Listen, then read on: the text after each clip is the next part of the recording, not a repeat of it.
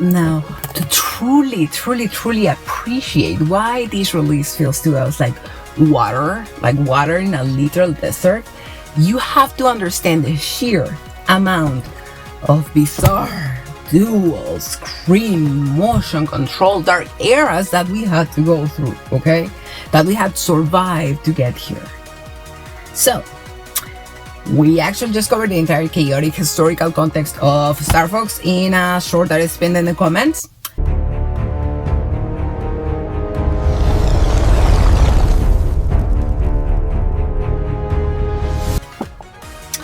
So, let's open it up, shall we?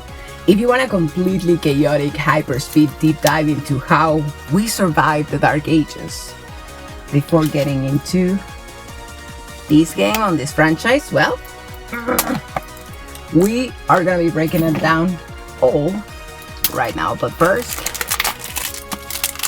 let's get some ASMR. Yeah, look at that.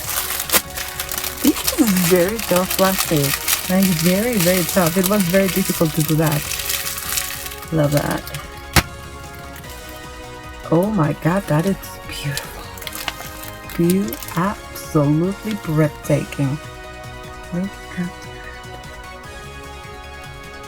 Love it. Oh my god, it's so... Oof. It's like you could see the hairs on it.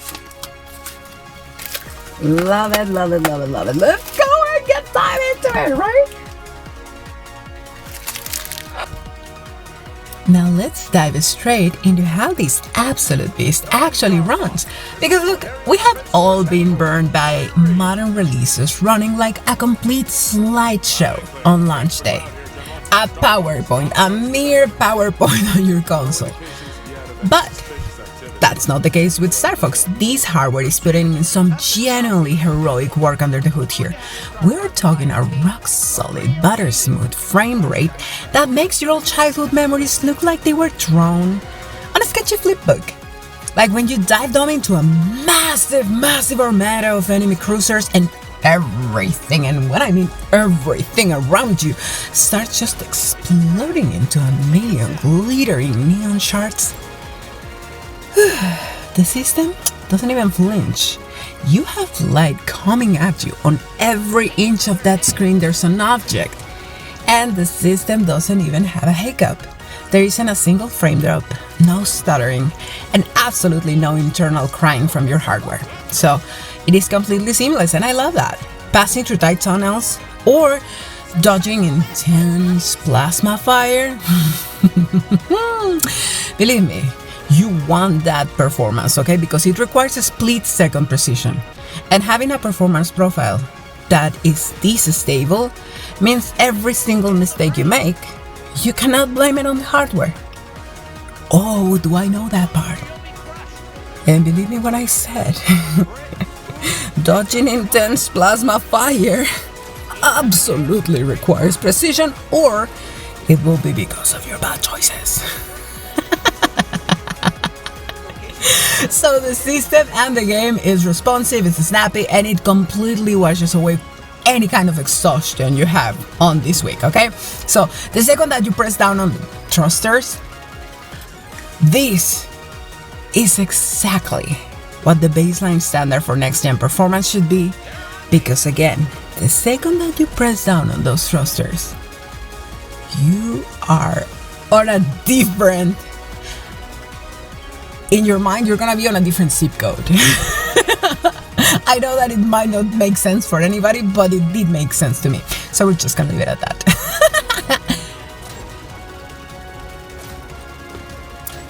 Now, visually, this game is a giant love letter to the blocky retro games we all grew up with, but given a super shiny, modern coat of paint. Like, the team clearly had a blast mixing those classic bright vibes with clean, very clean high-end lighting. Everything in the game feels so tactile because of that.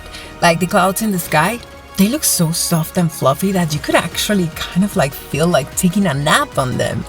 And the space dust isn't just background noise, no. It glows with these, I don't know, wild deep purple and blue colors that really do pop off of your ship's metal hull. It is like someone took a classic arcade cabinet and gave it a high-speed upgrade, if it makes sense. But can we talk about the camera? Because the camera here is a real star. Instead of being stuck in a stiff, forward-facing view where you are just watching incoming space rock hit you and your windshield, you get a fluid, free-look camera that feels like pure magic. Just using your right stick, you can tilt around to spot flanking enemies or to track a massive boss that is trying to get away from you while you keep flying in a totally different direction. It turns the combat into a tactical multi-directional dance rather than just, like a mindless shooting gallery. We're not shooting dogs here, no. It's snappy, it's smooth, and honestly, it really makes you like the main character in a big blockbuster movie. You're never fighting the controls to see what's coming next, which in this genre is kind of a win. It really is kind of a win. So I spend way too much time just spinning the camera around in the asteroid field, just going whee! Just because the lighting effects on the engine thrusters look so cool when you catch them, from that weird angle. You're just going like whee! And you got them from that weird angle, and you're just like mesmerized. Might be just me, but hey, it's an activity that you can do in the game. It's one of those games that make you stop, take a breath, and actually look at the screen instead of just smashing buttons to win. It's kind of like a zen moment when you become one with your ship and all of that, yeah. Plus, the way that your ship handles feels so grounded. There's this satisfying weight to the turns that you aren't just snapping from left to right. You can feel the momentum. It's the kind of polish that makes you forget that you have been sitting here for 3 hours in the same boss fight. Nah, I don't think that it took me that long. But anyways, it just feels good to be in this world. Even when everything around you is exploding, it's rare to find a game that lets you be this stylish while you are busy, just kind of like dodging all the chaos around you. Honestly, I could just probably fly around in photo mode and be perfectly happy for the rest of the night, and I'm not even kidding, because it's that cool. Now, when it comes to the music, well, the soundtrack is a total knockout. It is a soaring orchestral masterpiece mixed with those classic arcade synths that basically make your inner 10-year-old want to jump out of their chair. Every time a boss theme kicks in, the intensity hits a new level, and you feel like you're actually inside a high-stakes dogfight. And voice acting, oh my god, it hits that perfect sweet spot. Delightfully campy like a Saturday morning cartoon, but it never feels annoying or overdone. It is just fun.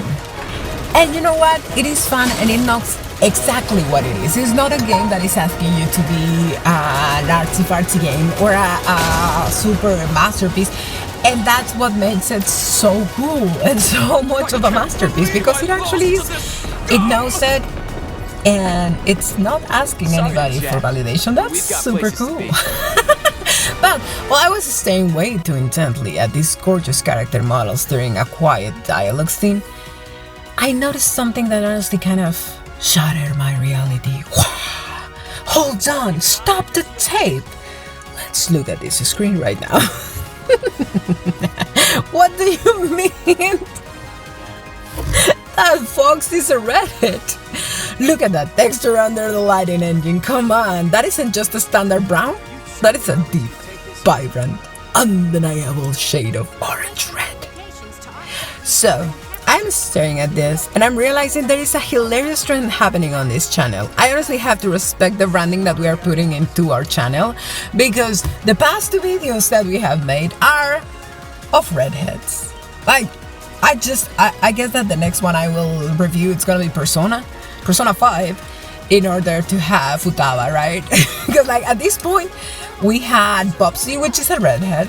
We have Fox, which is a redhead. So yeah, we have Kira, which is which is a redhead. Well, an orange head. But kind of a trend, right? But anyways, Who I am to argue with destiny? It's just written in the stars that those are the next games that we play, I guess. Now, when we talk about the actual fun factor of the game, oh my goodness, this game is an absolute grade A triumph. It completely ditches those weird, experimental gimmicks we have seen clogging up the market for the last decade, and focuses on one thing and one thing only: pure, unadulterated arcade joy. The gameplay loop is so satisfying, and more importantly, it actually respects your time. The game actually respects your time because it is designed for real life, you know.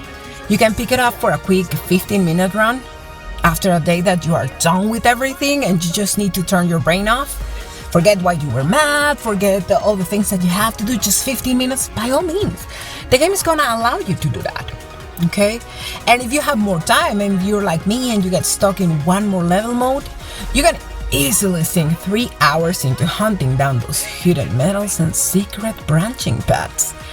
Which means the game has options for you and for me.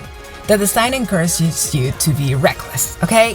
It really makes you be reckless, to take risks, and to fly as aggressively as humanly possible. Can we see how awesome and cool that is? It keeps your energy high, it keeps your heart rate up, and it never forces you to sit through a slow, boring tutorial just to earn the right to have fun.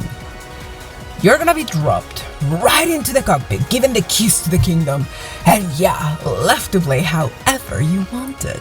It's that rare kind of game that reminds you why we fell in love with controllers in the first place. It's not about chores, it's about the rush of getting there first. So, price-wise, it's gonna hit the standard premium tag for a major release, which means $60 for Nintendo games, physically, and $50 on the digital store.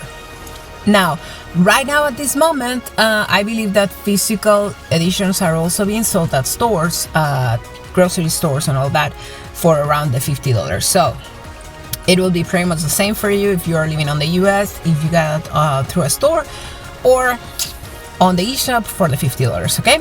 Now, considering the amount of fun and replayability that you're gonna have with the game, the hidden secrets that will keep you coming back to the game, and the glorious, adorable, rare lack of predatory microtransactions or battle passes, honestly, it's a price that it feels justified. Okay, the game is a complete, polished, beautiful package that respects your wallet as much as your love for the franchise. And that, my dear friends, is weird. It's weird as heck. And it's generally rare to get a game these days that feels totally finished on day one. We're talking no day one patches that are bigger than the game. No locked content behind a paywall. Just a game, exactly as it was meant to be. So, if you have been waiting for a reason to treat yourself to something that actually works out of the box, this is it. It's a win for us, and honestly, a win for the industry. So if you have been looking for a perfect reason to finally dust off your flight helmet, grab your controller, and completely escape reality for a weekend, well, I will take this as your official sign, okay? And remember, friends, don't let friends buy shovelware. You belong here. We are weird. We love games. And I'll see you on the next quest.